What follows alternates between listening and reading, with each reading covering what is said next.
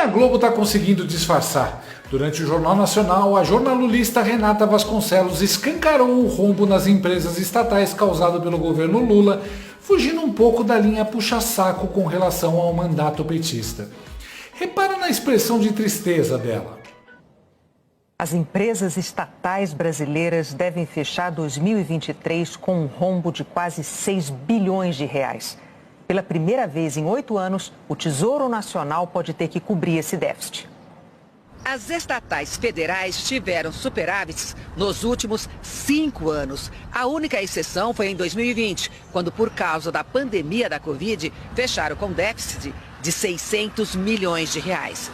Em 2021, as estatais registraram um resultado positivo de 3 bilhões de reais. No ano passado também, quase 5 bilhões de reais. A cara de derrota da militante para dar a notícia. Conclusão, para as estatais, Lula é pior do que a pandemia.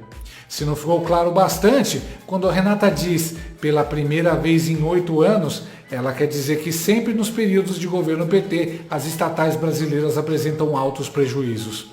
Ao final, a matéria diz que em 2022 os lucros chegaram a 5 bilhões de reais. Mas repara como ela esqueceu de informar que nos últimos 4 anos o governo era de Jair Bolsonaro. Eles mentiram tanto de 2019 a 2022 que agora não podem falar o nome dele e relacionar a bons resultados. É a Globo sendo o puro suco da manipulação. Outra coisa interessante é como o Jornal Nacional dá os números, mas não dá o contexto nem nada a mais. Por exemplo, além da economia em queda, qual a meta da atual gestão? Quais os projetos para a saúde? E para a educação? E para a segurança?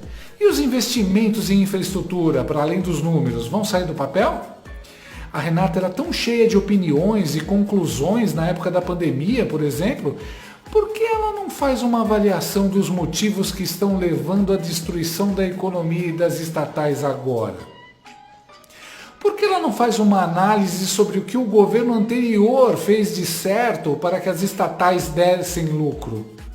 Porque alguma diferença deve ter, né? Eu digo, Bolsonaro colocou técnicos nos cargos e os proibiu de roubar. Foi como ele mesmo disse. Se entendo tudo de economia? Lógico que não, mas sei que se parar de roubar, sobra dinheiro. Mas a Globo não pode falar isso, né? Ela fala em rombo nas estatais, mas o certo seria roubo nas estatais. Lula não só colocou os petistas nas estatais, ele também as transformou em cabides de empregos para aliados políticos e em vacas leiteiras para amamentar quem ajudou a chegar ao poder. A sentada de Lula na cadeira de presidente só foi possível porque uma porrada de gente no Foro de São Paulo, no Judiciário, na imprensa, se uniu e trabalhou para isso, já contando com a compensação que receberiam. Agora o bebum está no poder, mas está cheio de credores. Ele tem que dar dinheiro a toda essa gente que o colocou no Palácio do Planalto, entre eles a Globo. E para isso, sangra as estatais. Esse prejuízo não é só incompetência do PT, é o PT enchendo os bolsos para nunca mais sair do poder. E a Renata faz parte dessa cadeia alimentar.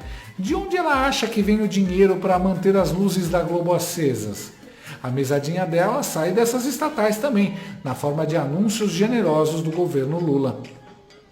De 5 bilhões positivos para 6 bilhões negativos. São 11 bilhões que foram para o ralo ou para os bolsos de alguns. A Renata faz cara de velório porque foi forçada a dizer a verdade sobre o governo Lula. E eu garanto, o PT faz tanta caca que em breve essa cara de tristeza dela será a cara normal. Já chegamos no momento em que nem Pix do Lula está conseguindo encobrir as pataquadas. Renata, não fique triste, fique orgulhosa, afinal você ajudou a construir tudo isso.